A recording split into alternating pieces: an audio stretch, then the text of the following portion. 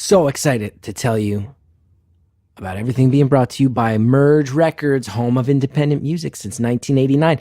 I'm a legit fan of Merge. I'm flattered that they advertise on our podcast. And guess what? On October 5th, Merge will release the epic new album, Dose Your Dreams, from Toronto's own Fucked Up. This is one of the most fantastic bands. Fan of the Gethard Show, probably one of the best musical performances in the history of the show, and nice people on top of it.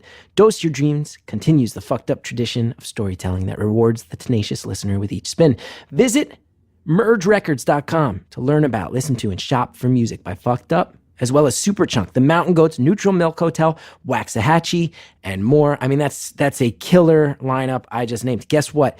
You get 20% off anything in the Merge store, plus free domestic shipping when you use the coupon code BEAUTIFUL at checkout. Go to the Merge store, 20% off. That's amazing. Enjoy it.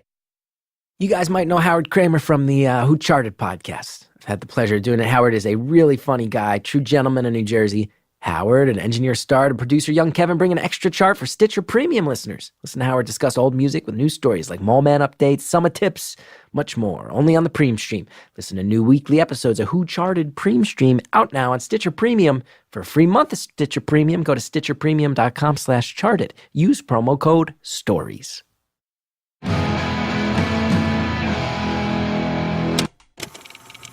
Hello to everybody who believes in random acts of kindness. It's Beautiful Anonymous. 1 hour, one phone call, no names, no holds barred. I'd rather go one-on-one. I think it'll be more fun, and I'll get to know you, and you'll get to know me. Hello everybody, Chris Gethard here. Thanks for listening, giving you a warning up front.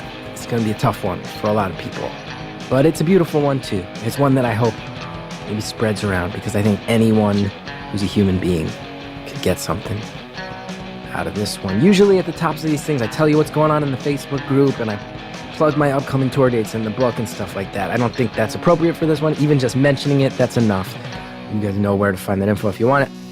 You're about to listen to a call that I would say is one of the most incredible calls in the history of the show.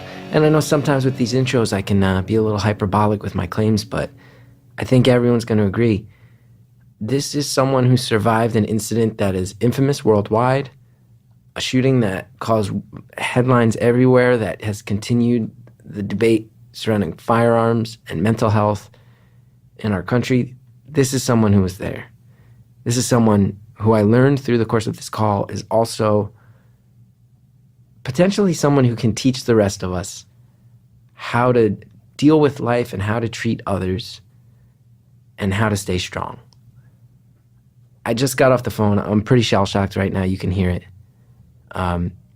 Just one of the most beautiful people who's ever called this show, and I feel so blessed and so lucky that I got to hear her words. Enjoy. Thank you for calling Beautiful Anonymous. A beeping noise will indicate when you are on the show with the host. Hello? Hello? Hi. Hey, how are you? Good. How are you? I'm good.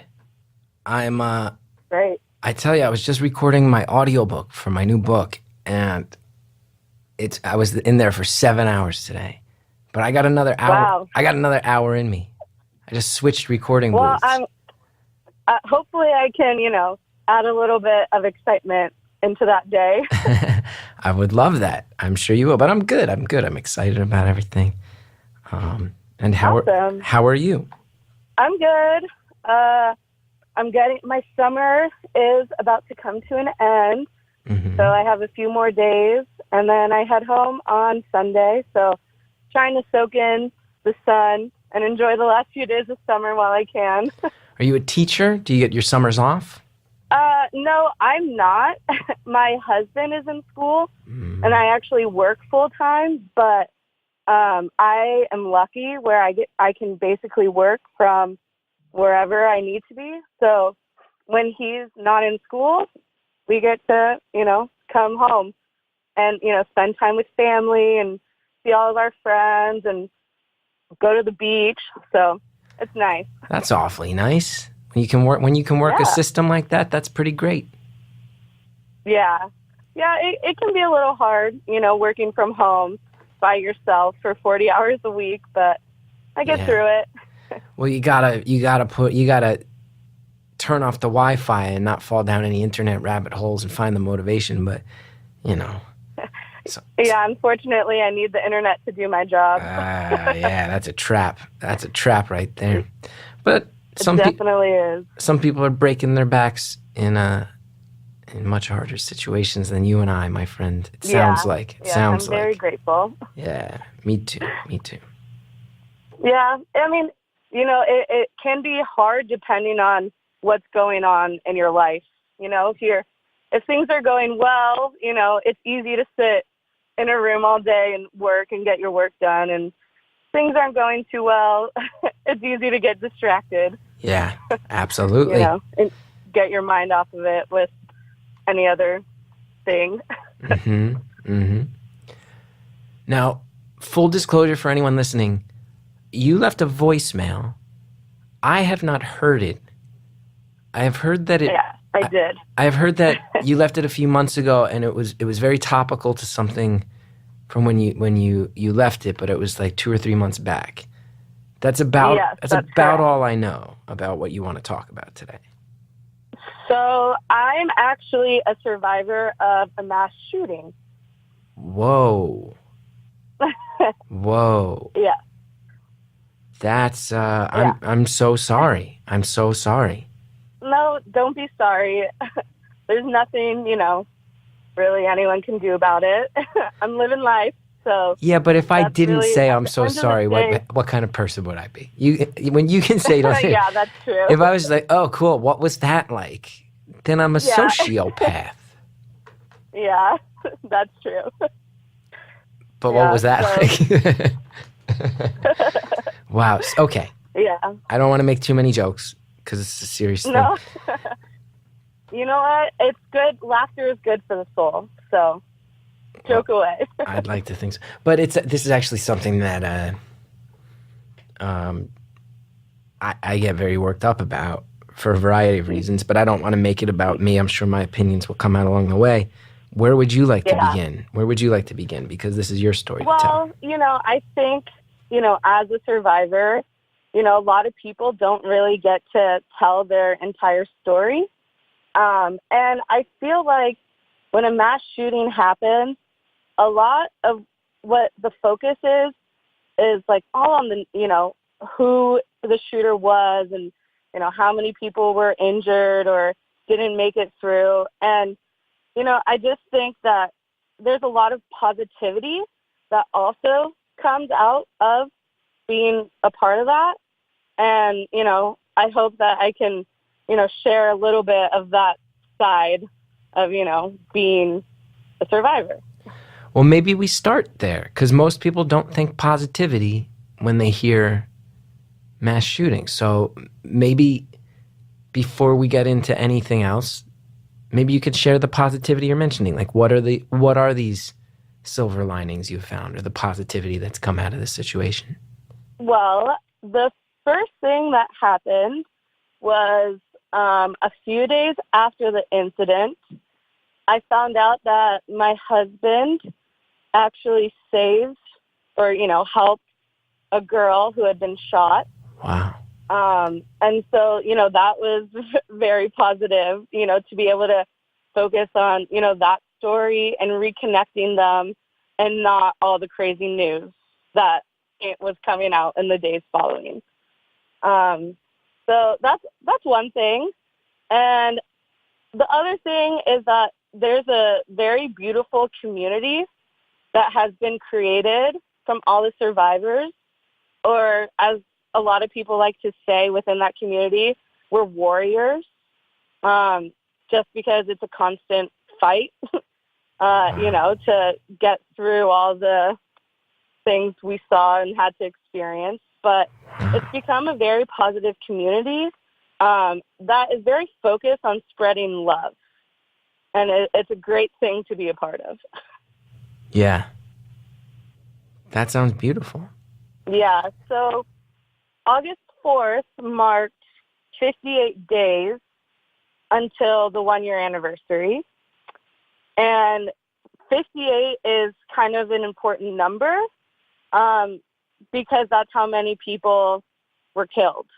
58. So, in honor of the 58 people, myself and a lot of the other warriors have started a journey doing 58 random acts of kindness in honor of each person that was killed. Wow. And yeah. So, you know, I haven't smiled so much, you know, in the last year or so than when I'm doing my random acts of kindness. And is it like one a day for 58 days? You may have said that. That's the idea. But, you know, some days it can be hard to get one in. Maybe you're just not in a situation. So, yes, the idea is one a day, but so far I kind of find my weekends are a little bit easier to go out and do them. Yeah. So I do about 5 to 10 every weekend. That's incredible. And, you know, it's something, you know, as simple as just sacrificing my $5 that I spend on a Starbucks coffee every day, you know, buying a gift card and giving that to someone else. Yeah. You know? Just simple, small things to make someone else happy. Yeah, exactly. That's and, you beautiful. know, hopefully, you know, the goal is for it to start kind of a ripple effect. So hopefully that person who, you know, received this random act of kindness will pay it forward, and that person will pay it forward, you know, just because love is great. Yeah. And there's a whole community of people that are each doing these acts of kindness over these 58 days. Yeah. So you know, and we're all over the world. Or not world, the country, you know. So I think that is the very unique situation because, I guess I didn't mention it, but the shooting that I was a part of was Las Vegas one. Yeah, when you said 58, I imagined that was the case. So you were at that. It was a music festival or a concert? Yeah, it was a festival. So it was 3 days, and it happened on the last day of the festival. Right. I'm just going to put out there right away, if that's okay, that whatever you'd like to share about being there that day itself, I'm very happy to listen, very interested. I'm not gonna force the issue though, because I would imagine that those details are hard sometimes to relive. So if you don't want to, I'm totally down with that. And if anybody who might listen to this in the future is like, oh, why didn't you ask for the nitty gritty stuff? It's because this is not a game and this is not, and you know, hopefully this is an entertaining podcast, but your feelings are far more important to me than the entertainment factor. So whatever you want to share it, but I'm not going to pry. Yeah, I appreciate that. I'm an open book. Any kind of question that you probably can think of asking, I probably have been asked already. And I don't mind sharing anything about it just because, you know, I think it's important to talk about. And, you know, I've dealt with it and am still dealing with it and, you know, have had lots of therapy. But, you know, I find talking about it is healing for me. Okay. Because I think it's healing for other people as well, just to kind of hear from someone who was there. Yeah. And, you know, to know that, you know, I'm still smiling, I'm still enjoying life, you know, this event is not going to define me or, you know, bring me down. So, yeah. Yeah, so I don't mind sharing anything. I mean, it's crazy. It's been 10 months now. So yeah, some of the details, like, you know, you block out and they become a little bit fuzzy, but you know, that's life. So there's some details that there's just maybe some like PTSD type. Those memories aren't coming back right now, and that type of thing. There's PTSD, but you also have to remember this was a festival in Las Vegas. Right. So, right. So on a more part of it was that I probably wasn't going to remember even if that even if the shooting didn't happen. I can't believe we are finding laughs. I can't believe we're finding laughs. Right. Just on a more basic level, and it was a country festival, if I remember right. Yep. You're in Vegas. You're having some drinks. Oh my God. So just on a basic level, people are a little fucked up. Sorry, Sally. Yep. Yeah. I mean, at least myself and my friends that I were with, we didn't want to waste any of the alcohol that we brought. Really? That was a priority in that situation. Yeah. I mean, obviously this was at 4 p.m., so you have no idea, we had no idea what was going to happen later that night. So finishing the alcohol we did. Right. And that's the craziest part for me about that weekend is it was one of the best weekends of my life, and it was one of the worst weekends of my life. Yeah. So it's crazy, that juxtaposition of the two in my mind. It's a little hard to wrap your head around. Right. I've never thought about that it was a festival in Vegas. People are drinking. People are probably doing a little bit more than that. People are impaired. Yeah. So when the situation starts unfolding, I've never thought about this. Would you say it's a situation? It must be, people must not even, their reaction time must not be on point. Like it must have taken people a minute to figure out that this was real or what was even happening, I would imagine. Oh, definitely. And, a lot of us assumed it was fireworks. We're like, woo, keep partying, fireworks. Wow. And then once Jason Aldean ran off the stage, at least for me, that's when it hit, So I thought, when I thought it was fireworks, I thought maybe it was part of the show. Right. It was the last day. He was the last act. He's a fun performer. I thought it was just part of the show. Right. Until my husband threw me down and laid on top of me. Wow. Yeah. So someone must have sent. So the performer on stage, someone sent them word or sent them a signal like you got to get out of there right now. And what happens? He and the band just take off, and you all realize, oh, that's not a thing that ever happens. Yeah. Wow. Yeah. I mean, for me, that was a very defining moment. Mm-hmm. When the music stopped, the lights went off, and he ran off stage. Wow. That's when it became real to me. Yeah. And he got on top of it. So this guy he helped save someone. He got on top of it. You must, again, silver linings. You had mentioned your husband as one of them. His behavior sounds like you must be so impressed by the courage that he showed that day. A few times around, it sounds like. Yeah, I'm definitely very lucky and very proud. If you talk to him, he would say he didn't do anything. He was in the military, and he was actually a medic in the military. So if you ask him, he just says, my training kicked in. Wow. I just did what I was trained to do. So if he wasn't there, I don't know what I would have done. Yeah. So I'm very lucky.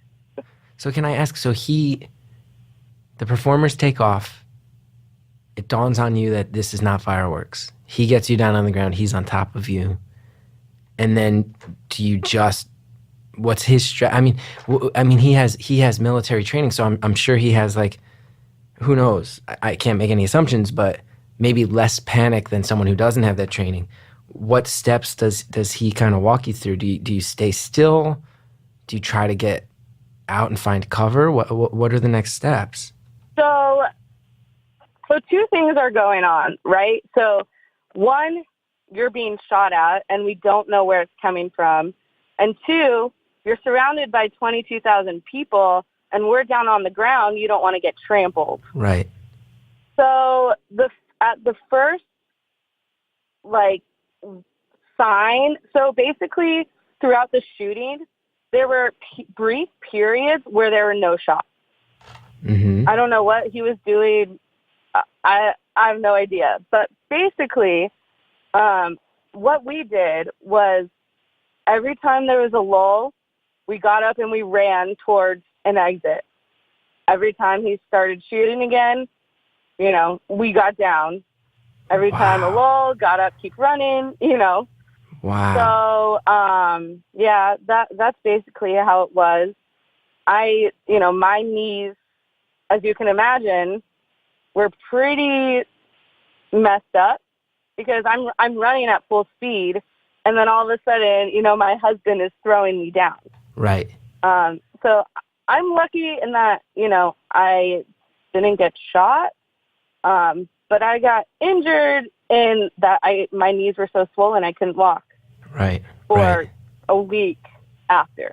And I'm sure that's your husband.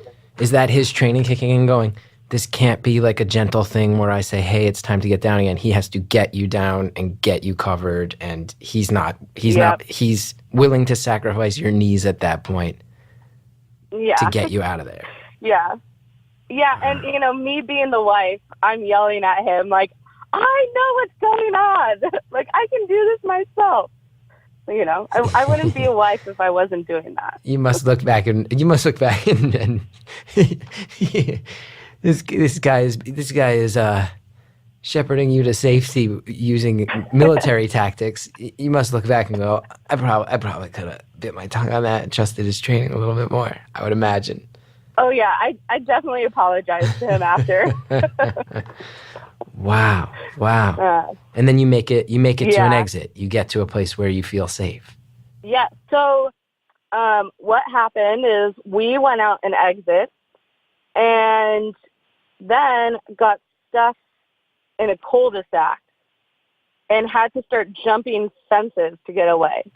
Wow. Or, just to get far enough away.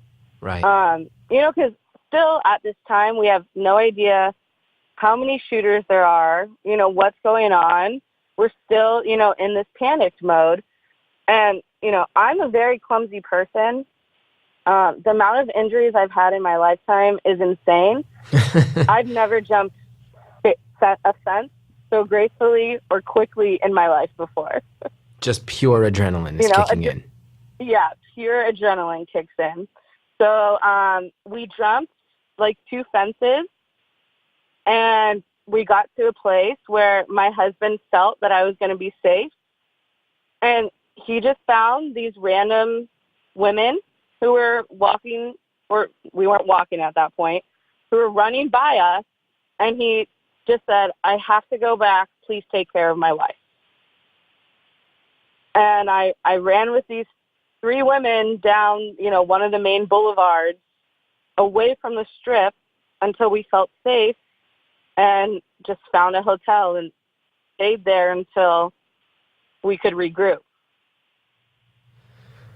Oh my God! I'm very thankful for the 3 women. You know. We're gonna go ahead. We're gonna pause there. And when I throw to commercials, I usually like to make a joke or something, keep it light. I'm not doing that this time. We have ads. We have sponsors. That's why we get to bring the show to the world. So check them out. Use the promo codes, the spiel. When we get back, we're going to get back into one of the phone calls that has most touched me in the history of the show, so let's just do it. Support for today's show comes from Brooklinen. Named the winner of the Best of Online Betting category by Good Housekeeping, Brooklinen is the fastest growing betting brand in the world with over 20,000 5-star reviews. Their mission? To bring 5-star hotel quality sheets to everyday life, offering luxury sheets without the luxury markup. Their method? Eliminating the middleman, keeping things personal from design to manufacturing to customer service and beyond. I sleep on Brooklinen sheets. They're really comfortable. Me and my wife, we like them. When we want to get into bed and just watch TV on the iPad, we will often say, let's put those Brooklinen sheets on the bed right now because those are the ones you want to just settle into. My Brooklinen sheets are the best, most comfortable sheets I've ever slept on. Brooklinen.com is giving an exclusive offer just for my listeners. Get $20 off and free shipping when you use promo code BEAUTIFUL at brooklinen.com. Brooklinen is so sure you'll love your new sheets that they offer a risk-free 60-night satisfaction guarantee and a lifetime warranty on all of their sheets and comforters. The only way to get $20 off and free shipping is to use promo code BEAUTIFUL at brooklinen.com. That's BROOKLINEN.com. Promo code BEAUTIFUL. Brooklinen. These really are the best sheets ever. You got to start the day, but maybe you got to bed a little later than you wanted to. A lot of us, we need a morning energy boost for the day to really start. A lot of people are talking about coffee here, right? Morning cup of joe. There's a new way to enjoy it thanks to Cafe Monster, available in vanilla, mocha, and salted caramel. Cafe Monster shaking up the ready-to-drink coffee category with indulgent gourmet coffee. It's only 190 calories. It's a good morning kick right there in one easy-to-open bottle. You're running out the door. You don't have time to make your own coffee. Grab a Cafe Monster. They got 150 milligrams of caffeine from coffee beans, B vitamins, coffee fruit extract. Cafe Monster offers a simplified energy blend that contains a third less sugar than the leading national brand. It's 100 fewer calories a bottle than the competition. Tastes great. Get the same feel and flavor as your local coffee house, and you don't even have to wait in line. I tell you, I've had some in my house. It's good stuff. It's easy to grab and go, like I said. I actually left a box of them right by my desk, and that way if I'm running late in the morning, I'm trying to get here to the studios, trying not to be late. Grab that Cafe Monster, drinking on my way to the train. That's a fun train ride after that. Wide awake. Cafe Monster, chill it down, shake it up, enjoy. Thanks again to all of the advertisers who help us bring the show to the world. Now let's get back to this phone call. Just found a hotel and stayed there until we could regroup. Oh my God! I'm very thankful for the three women. You know. So when you were hopping the fences, that was just you and your husband at that point. That wasn't like a stream of people. No. Like, I mean, all these people. You know, it's pandemonium. People are everywhere. So people are jumping the fences. Right to the right and left of us. So I would say there's maybe 100, 200 people near us. Wow. And I hate to even ask this one because when you laid out the facts, it stopped me in my tracks. But I feel like I need to ask, like, when he turns to you and says, "I need to go back," what are you thinking? He didn't even tell me. So all of a sudden, I mean, I think that is one of the worst parts about it for me is he told these women and turned around and went back. So all of a sudden, I look around and I'm like, where's my husband? Oh, so you didn't even hear that part. Maybe he had I didn't know if he had maybe gotten shot and had fallen or something. And I'm so focused on getting away, I didn't notice. So he didn't even tell me. And once the women came up to me and were like, it's fine, he went back, he's doing a good job, or he's doing the right thing, then I was like, of course he would go back. Obviously I was a little annoyed, which sounds so silly. I was annoyed that he wasn't going to be there comforting me. But I knew, that's just the type of person he is, and I knew he wouldn't have been able to live with himself if he didn't go back. Yeah. And that's when he found some other survivors and was able to use his medic training to help them? Yeah. So the story that came out that I learned of after is there was a girl who had been shot in the arm. And he was standing there. So he didn't go fully back into the venue, but he basically stood outside and was like, if you're hurt, come to me. I can help you. If you're not hurt, keep running that way. Keep running away. Because people, were in shock and they got out of the venue and they would just stop. Yeah. So he was kind of there to be like, okay, keep moving. You're okay. Keep moving. And if you're not okay, I'm here to help you. So he probably helped many people. But the one story that came out after was he helped a girl that had been shot in the arm. And the details that were originally been given, we were like, oh, he's like, I didn't do anything. I just walked her to the ambulance. But this girl was 17. It was one of her first country concerts.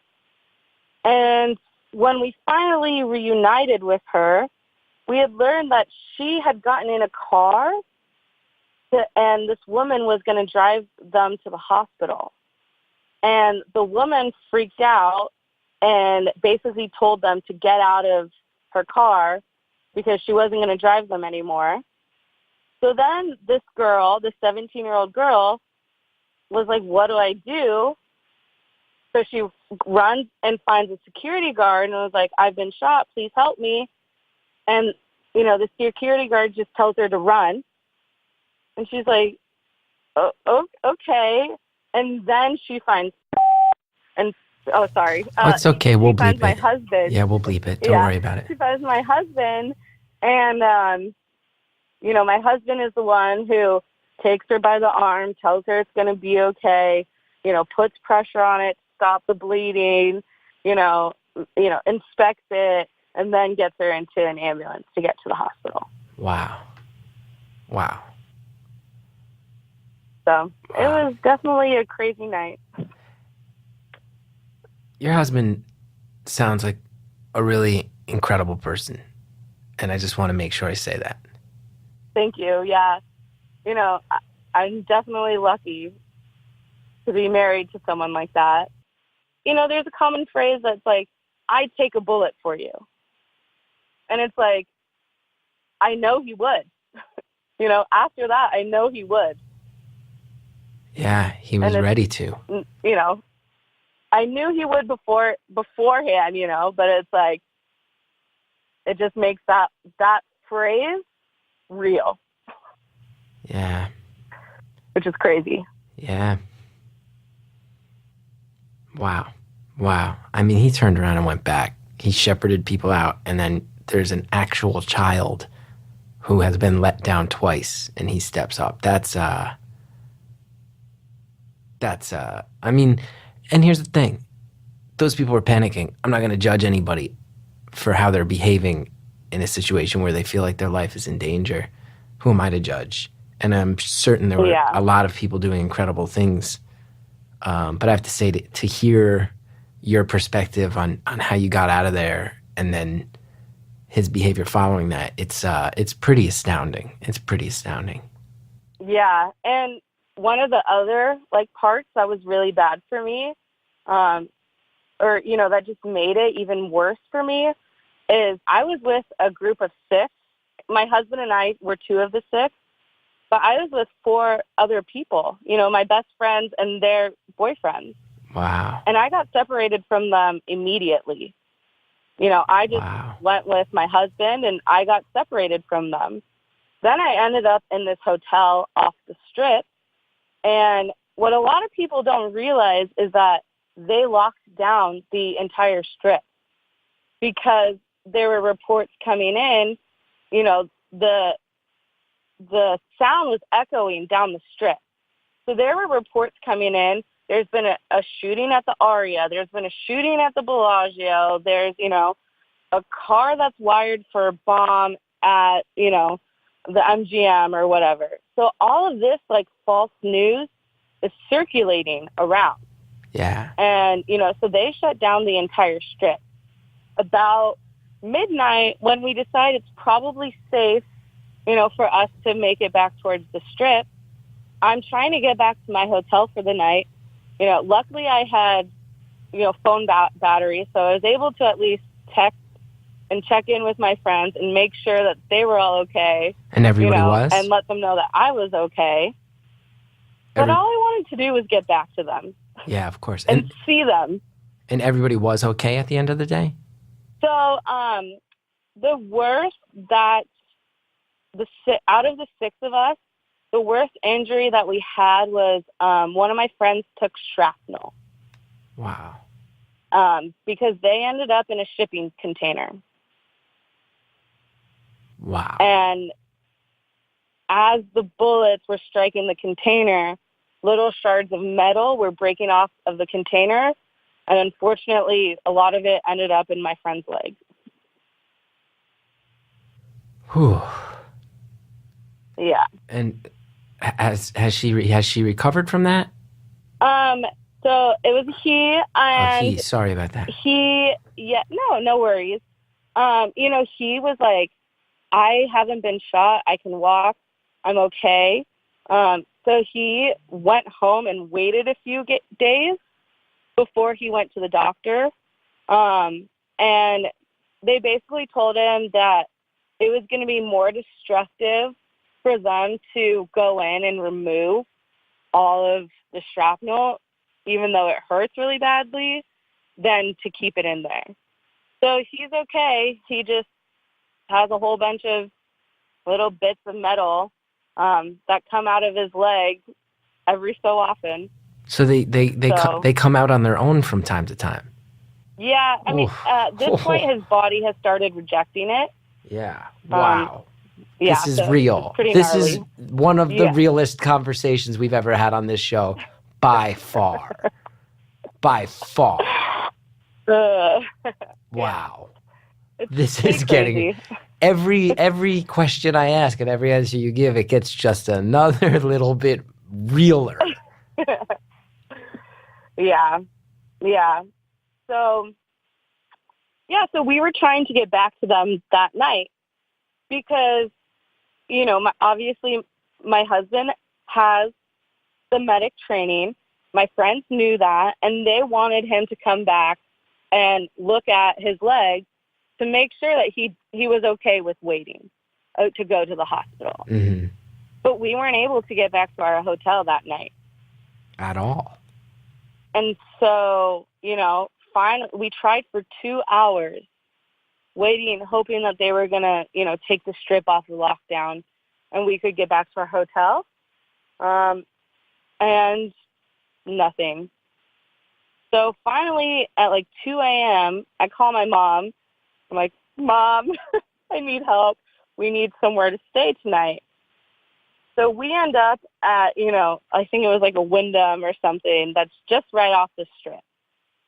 But we had no clothes to change into, And so one of the worst parts about that whole experience for me was having to wake up, put the clothes back on that I was wearing the night before that were torn and bloody and, dirty, and look at the news and see what happened. Yeah. And let's talk about that. I threw those clothes away real fast. Yeah, I would imagine. You don't keep those for posterity anyway. I do want to ask, now that you've kind of walked us through the bullet points of what happened, one question I just have is, in the course of that whole process, from when it starts to when you get to that Wyndham, at what point did you feel safe? At what point did you feel like, okay, I'm not in danger of getting shot anymore? I didn't feel safe until I was back in my house the following day. Wow. So it was just a night of pure panic. Yeah. Wow. Now, you brought up the news again. One thing I noticed before, and I might have heard you wrong or I might be misquoting you. If I remember right, before you said something about being in your survivors group, one of the positive aspects is that you said something along the lines of it feels a little more genuine to the experience than the crazy news afterwards. I don't know if I misheard you wrong on that. Yeah, I mean, that's about right. We went through this experience, and no one else is going to understand it unless you go through it. Yeah. And I would never want anyone else to go through it, but it's nice to have a community there that has gone through it and understands and, can just help you get through it and work through it or find the help that you need. or there's a lot of nonprofits that have been started after, and there's a lot that has been done for these people that either lost someone in the shooting or were injured in the shooting. You know, it's a great thing to be a part of. And this community focuses specifically on people who were present for the Las Vegas shooting in particular? Yeah. Yeah. Yeah. So, you know, it's a closed group and you have to basically prove that you were there. But yeah, it's family members of people who didn't make it and people who were there. Wow. It's a great group. Yeah. What I mean, Yeah. For as hard as it must be, and for as much as it, you know, it's funny because you want to say that it's a reminder of the trauma in a certain way, but it's not, because it's not like the trauma goes away. So it's a uniting thing, which it must be really beautiful, even though it is such a dark thing. What's it like reading the news about an event you were at? What's that like? Or watching the hard. news? Yeah. It's hard. It's really hard. Every time, you know, something comes up about it, it brings you right back there. Mm-hmm. And it's not even just about watching news about the Las Vegas shooting. It's any shooting in general. Mm-hmm. It takes me right back.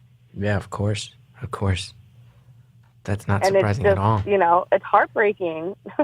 And did you sorry, I just want to ask, did you feel like the news was fair or the news was genuine to your experience? Or did you get the sense of like, oh, they're trying to sell papers, they're trying to get ratings right now? Or was it both? It's really hard to say for me because, I mean, I was so glued to it. Like, that's how I was getting all my information. Yeah. I wanted to know every single detail, you know? So it's hard for me to say that just because I was hooked on finding out the information. And, you know, I wasn't really looking at it. For me, it was an information thing. I wanted to know how many people there were, you know, why he did it, how he did it, you know, all those questions, and not so much from, you know, if they're trying to push an agenda or sell a story or, you know, get their ratings up or whatnot. Yeah. Even though I lived it, I still I had no idea what happened. Right. Right. You know? I feel like that's actually good to hear, that you were able to feel comfortable getting information from it and it wasn't... I would have fear that it would be like this sensationalized news cycle thing that's almost like fetishizing it or something like that. I mean, like the first day or two after, I was all about it. And then after a few days in where, you know, I was processing what was happening and trying to start the healing process, it did get a little hard and sensationalized. And, you know, social media, to try and avoid all the news that was being spread there, you know, I just had to stay off of it.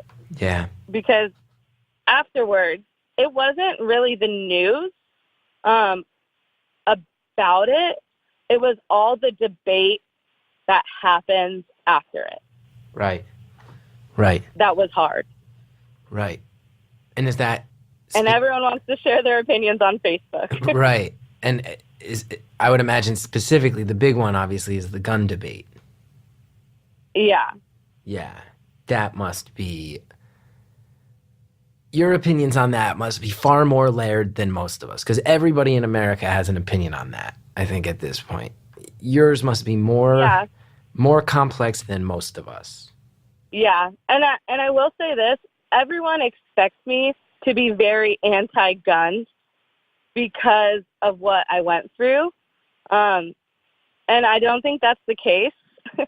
I think it's actually made me want one even more. Wow. You know, be a responsible gun owner. But it makes me realize how many, I hate to say it, but like idiots can get their hands on guns and how easy it is. Like, that's what I have the issue with. Yeah.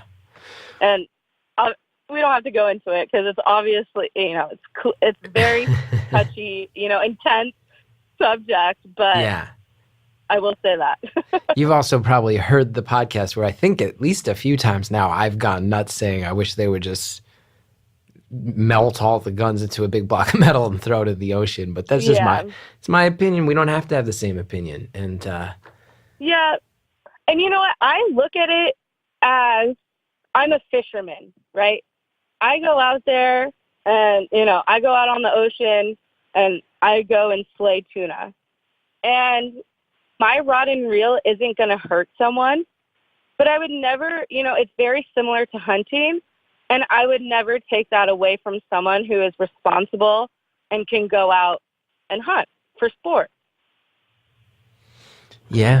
So that's kind of like how I look at it. Yeah, I get it. It's so funny. It's like I just grew up in the Northeast.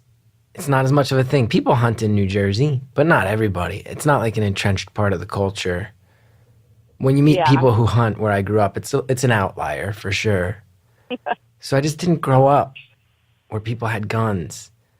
And that is one thing of like, everyone has the knee-jerk reaction that basically boils down to like, why don't they just do it the way I grew up with, where nobody has guns? Yeah. Or if you grew up around guns, why are these idiots allowed to have guns? Why aren't people trained, I do think one thing I thought, and again, my opinions do not matter, but I just wonder what you think, is in the case of the Vegas shooting in particular, it's like the level of equipment that guy was able to get his hands on seems insane to me. Like you're saying hunting, that's the thing. I get, like if you live in a remote area where you think the cops can't get to your house in time when you call 911, I get why you'd want to have a handgun. I really do.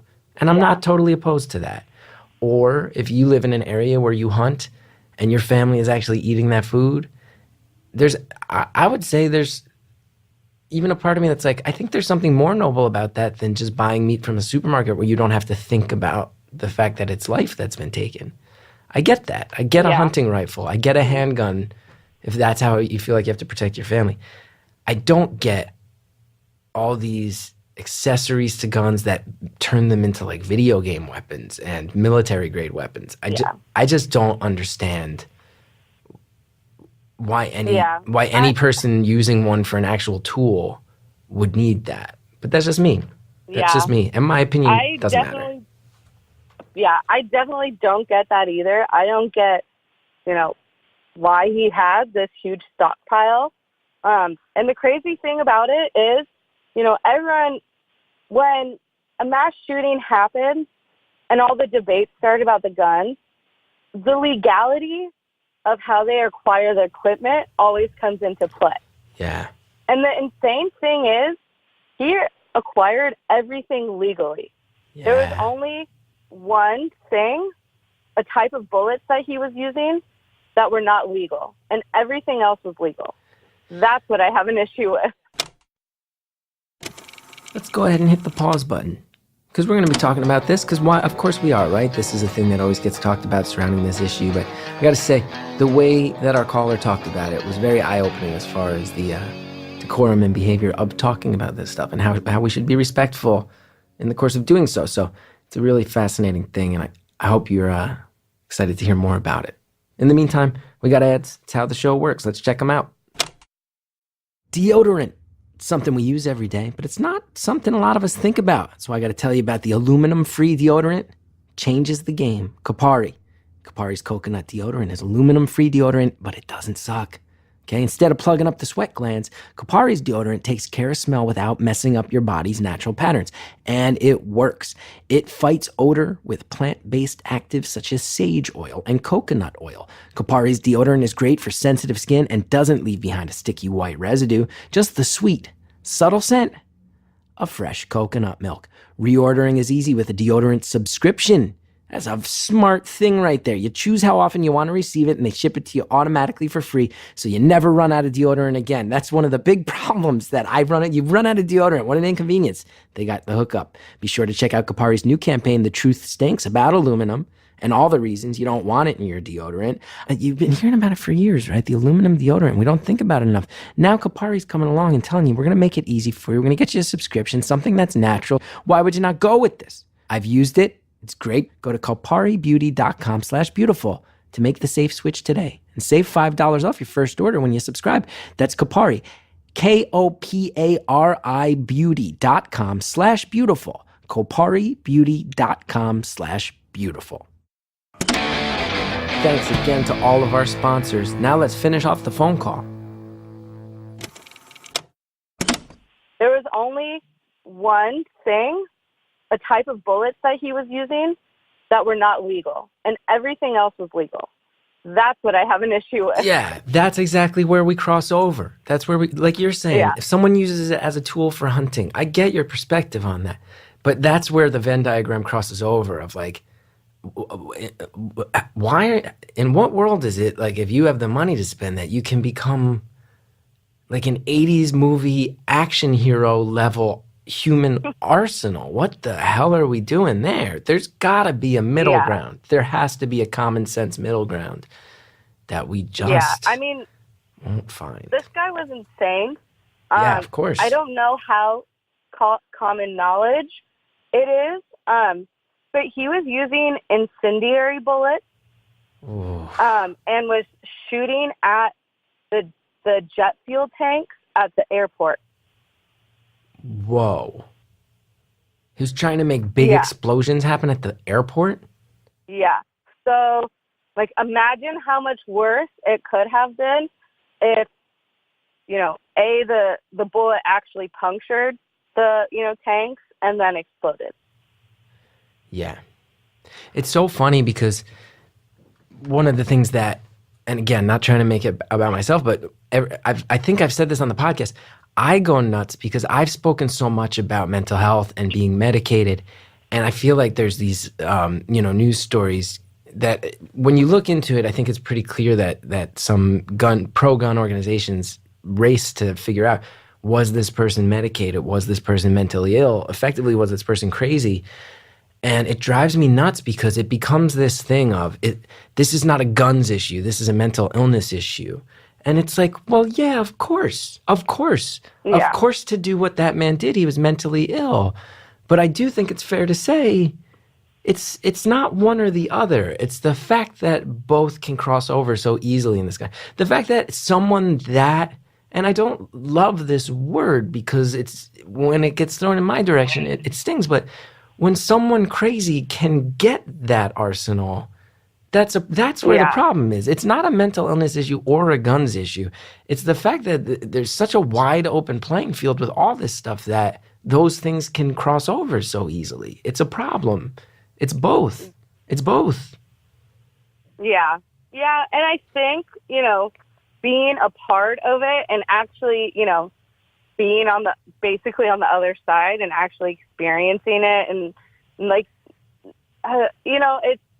it doesn't matter. Like, at the end of the day, like, there's something wrong, and it doesn't matter if it's the guns or the mental health or, even if you take them away, they can still have access with them. It doesn't matter. Yeah. Something needs to be done. Right. And it's, what's insidious about all of it is that we all settle for letting it be a guns versus mental illness issue, where, just like you're saying, the answer really is like, who cares? Okay, let's pour money into both. We're stripping down the amount of money going towards mental health care in this country. Well, yeah, let's increase that. And let's really put some money into researching how to regulate guns a little bit better in a way where pro-gun Americans don't feel like they have their rights threatened. Why don't we put money into both those things? Because if we make it one versus the other, here's what happens. We all fight on fucking Facebook. And who gives a shit about that? Yep. That's the biggest issue I have. That must be the most when you go on Facebook and you see anyone who has some like crazy incendiary opinion fighting in their Facebook comments about this issue, you must have the most justified moment of just shut up. Just shut up. Oh yeah. I mean, and even like, I'm not someone who really is on social media a lot or will post anything like that. But I put a few people in their place after after it happened. And not publicly. I, always do it in a private setting, but it's like, do you not have respect for the people who are going through this hard time right now? This big debate always gets sparked.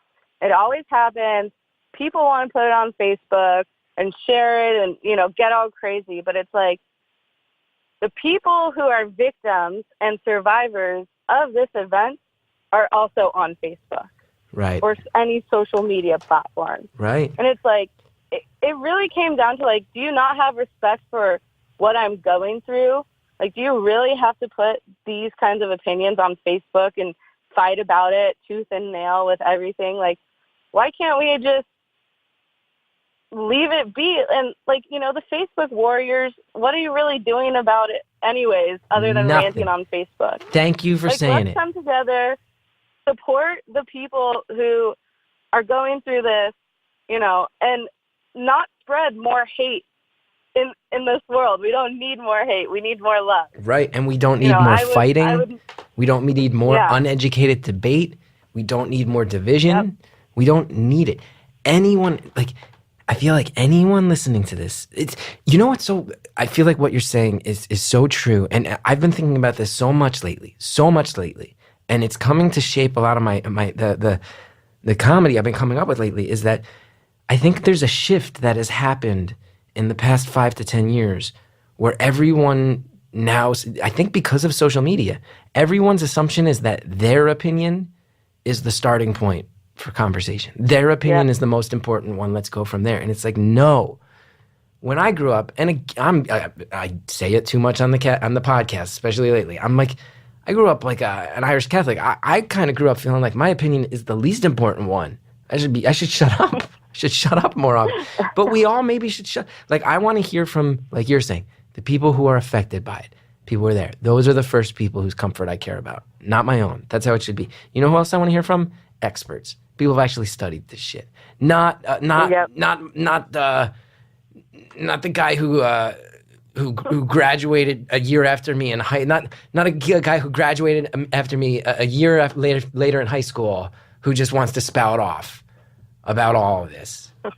Some guy who I barely met, who I met 3 times in 1996 and vaguely remember because he's the younger brother of a girl from my grade. Like, I don't need to watch him causing fights with everybody online. This is the last thing I need. Some guy who was thousands of miles away from this who's like, actually, I got it all figured out, you motherfuckers. Let's go.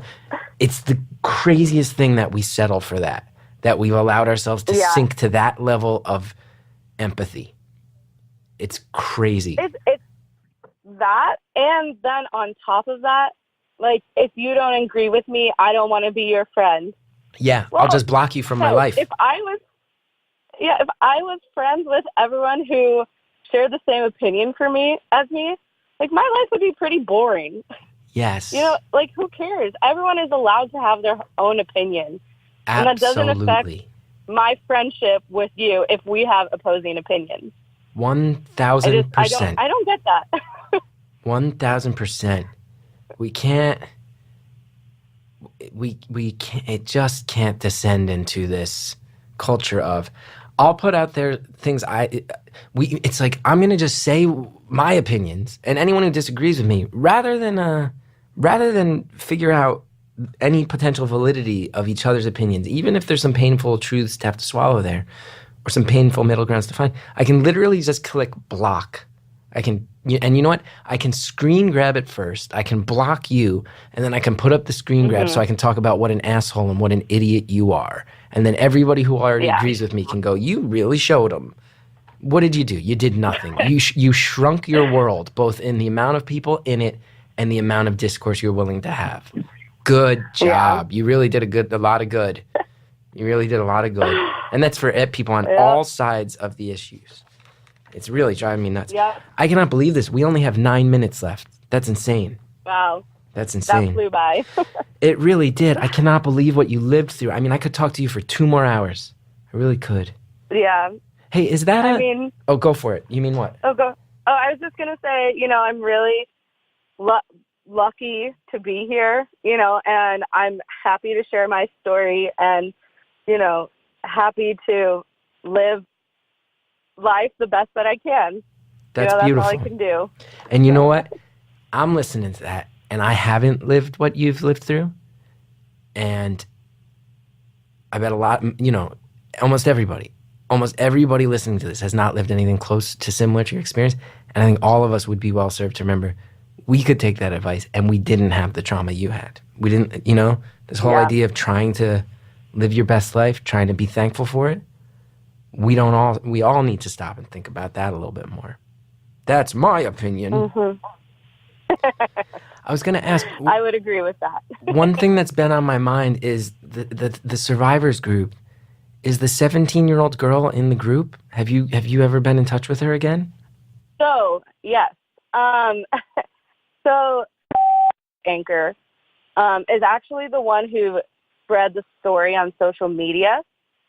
A woman who I used to work for tagged me in it and was like, maybe this is your husband, because his name is, not super common. Mm-hmm. And it turned out, yes, that was my husband. So in May, I think it was May. Anyways, either April or May, I can't remember the exact date, but we actually flew back to Vegas. Wow. She had no idea and surprised her, and they got to reunite. Wow. That must have been tears everywhere. It was amazing. Did everyone cry forever? Oh my gosh. Yes. I just want to say this too. Oh, go for it. It was what? Oh, no, it was just another thing that just shows, how people have, come together, and these strangers that I never would have known, are going to be a part of my life forever. Yeah. I want to just say too, you just, this was a very public incident. You just revealed that it was covered by the news. It's probably easy now for people to do some internet detective work and figure out who your husband is, who this girl were, who you are. And I just want to say, this was a public incident. You mentioned that it was on the news. It is what it is. But for anybody listening, if you're a fan of this podcast, that's not permission for you to start sending messages to my callers, okay? They're anonymous for a reason. Yeah.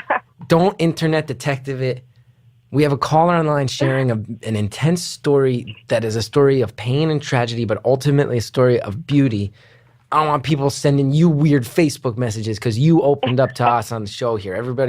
Again, I'm going to underline this again. Everybody on the internet, stop being weird. Yeah. Be a little cooler. Nobody needs to harass you about this.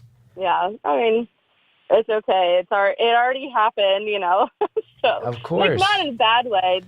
The messages that I got once it was revealed that it was my husband, and, just these random people on Facebook that I don't know, I've never met, but these random people who saw the story were messaging me these beautiful things. That's nice. And that was the best thing for me. That's nice. The random messages I get on the internet are rarely beautiful or nice. No, many of them are. That's not true. I just focus on the bad ones. 90% of them are people who are like, thank you so much. I listen to your podcast. It's really been a nice thing in my life. Those ones come in and they're beautiful and I love them. And then there's 10% that are like, why is your bullshit ass ugly face on True TV? Impractical Jokers forever. And I'm like, oh God. I'm friends with those. I'm friends with Sal. He'd be so mad if you knew you were sending me. Anyway, who cares? I've made it about me yet again. I found a way to make this show about me with 4.5 minutes left. Yeah. Well, I don't know. The internet trolls will always be internet trolls, but they will. You have the power to either take what they say, to heart, or just, let them just be words. Ain't that the truth? Ain't that the truth? Let them be words, and don't let the trolls get the satisfaction. I cannot believe that somehow that this is a new level of low for me, because this has happened before, where a survivor of the Las Vegas mass shooting is giving me a pep talk. I have somehow managed to pull that off. This has happened before on the show, where someone who has lived through something that I have never seen and pray I will never see is going, don't worry about True TV fans. I was just kidding. I was just trying to... A moment of levity. I handle them pretty well. I handle them well. Yeah. Wow. But, it just, the positivity. It just needs to keep being spread. I'm the amazed at you. I am amazed by you. Positivity, love. You say this community has helped get you there. I would imagine that you would think that, and it probably is also a factor. Have you had nightmares or anything? Any trauma, things like that? Or is this, or Oh, yeah. Yeah, right? It can't just Yeah, all be I mean, positivity and love. Oh, I mean, no. Yeah, but at the same time, I think, I've been through a lot of therapy, which has helped a lot. Mm-hmm. But at the same time, I just take the stance that if I live in fear or terror or, this guy has power over me. Right. And he doesn't deserve that. Right. So, I try to, and I'm lucky because I was a very happy-go-lucky person beforehand. So I think that gave me the, tools to deal with it afterwards. But, there's nothing I can do. I can't go to the past and change it. So I'm just going to move forward to the future and, be happy and live my life. That's incredible. It's really incredible. I give you so much credit to you and so much credit to that community that has formed to help you and other people embrace that. That is incredible. Yes. And if you have a chance, do a random act of kindness and spread the love. Yeah. It's easy. What's your most recent one, Ben? What's been the most recent act of kindness? I went to a beer festival last weekend, and I handed out Starbucks gift cards. Wow. So that was fun. And I randomly met another survivor while I was doing it. Wow. How does that come up? So, do you explain why you're handing out the gift cards? So, I've got basically business cards that say, please accept this random act of kindness in memory of someone's name, one of our angels from the shooting, and someone's like, oh, my friend was there. And then I got introduced to the friend. Wow. So, yeah, wow. I don't need I don't need the recognition. I would rather just be anonymous and, lay them all around. But it's part of my healing process. Yeah. And I would imagine that face-to-face connection with other people goes a long way. Yeah, it's great. I can't thank you enough for really calling. This was this one has really been overwhelming in a positive way, and one of the darkest and most infamous incidents anyone has had personal experience with that has ever called, and yet you've also somehow managed to be one of the most positive people that's ever called, and it's inspiring. It really is. You're very inspiring. Well, I appreciate that, and I appreciate you creating a platform where I am able to share this story. I just put a phone number out there. That's all I do. Yep. You're the best and an incredible person. Thank you for calling. Thank you.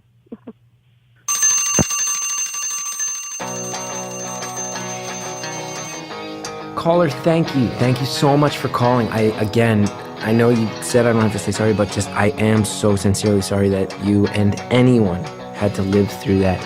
But I will say a huge, massive thank you for being who you are and showing me and revealing to everyone listening how you handled this. What a good reminder about how to treat people, how to interact with the world, and how to deal with the darkness that life can throw our way. I can't say enough how inspiring you are. Thank you so much. Thank you to Jared O'Connell. Thank you to Harry Nelson. One of the ones where we all stopped and just kind of looked at each other right after it ended. Thank you to Justin Linville, who helps organize my life in all the ways that are necessary for a disorganized mess like me. Thank you to Shellshag for the intro music. I'm on the road all the time. I'm doing stand-up. I'm doing live tapings of the podcast. ChrisGethard.com has all the dates and all the cities. Check it out. If you like the show, go to Apple Podcasts, rate, review, subscribe. It helps. But honestly, after that call, who cares? Go hug somebody you love. Just me, face to face.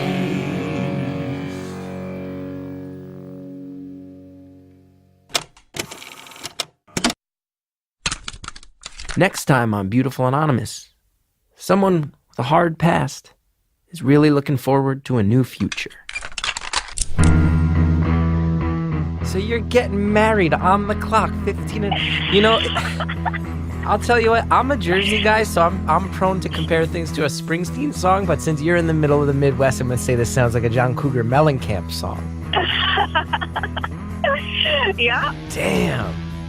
And the whole time you're sitting there going, hit the brakes. When are you going to hit the brakes? And you just never do it. Yep. I never did it, and I just kept thinking, oh man, like, what do you say? What do you do? What are people, I mean, how do you stop it once you've already put that in motion so far? That's next time on Beautiful Anonymous.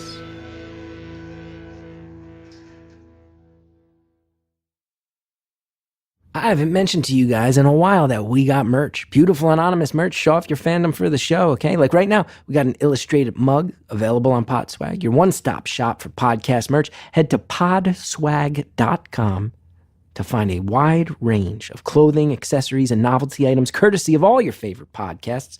Our illustrated mug was made in the USA with art by Louise Nielsen, fan of the show. We much appreciate it. It's a perfect accessory to your morning routine. We got the Sorry Sally t-shirt in there as well. Go to podswag.com/beautiful to shop the full collection. That's podswag.com/beautiful. Hey everybody, it's Chris. As you've probably heard, got a new series, Beautiful Follow-Ups. We're following up with some of the all-time great callers from the history of this show. Here's me saying hello to a bunch of them. Thank you for following up with Beautiful Anonymous. Hey, Gaff. Hello, old friend. Hello? Hello, this is... I'm not supposed to know that. It's good to hear your voice, Chris. I'm glad to be able to do this with you. Hey, it's Gethard. Hey, Gethard. Good to hear from you. Hey, is this the Puppet Master? This is the Puppet Master. How are you? Hey, this is Gethard. Chris Gethard, how are you? Beautiful follow-ups. Come join me on Stitcher Premium. We'll all catch up with some old friends together. And guess what? You get a free month if you go to stitcherpremium.com/stories. Use the code STORIES. Oh baby, come back. Oh baby, come back. It's not the same since you left. Hey, this is Arnie from the comedy podcast Hello from the Magic Tavern, a chat show I host from the magical land of Foon with my co-hosts Usador, the Blue Wizard, and Chunt, the Shapeshifter. Most weeks we interview adventurers, wedding planners, ambulatory trees. But this week we have a special episode. I am so excited to learn about the Earth lore contained in Pride and Prejudice. We're going to do a book club of Pride and Prejudice. And you said this is a well-loved book on Earth, right? Yeah, it's one of those books that people love or were forced to read, or more likely it's one of those I'm gonna get to it. And some of our most beloved guests are returning to read the book with us and enjoy some drinks and food over book club. We have Flower, we have Crom the Barbarian. And Germ. You know who they are. Maybe you don't give a crap about what an academic thinks about Jane Austen, but don't you want to know what a wizard and a badger think about it? Not enough spells. Not enough grubs. Not enough sword fights. Whether you love Pride and Prejudice or have no interest in reading it and just want to listen to a book club go really off the rails, you'll enjoy this week's Hello from the Magic Tavern. We shall defeat this book.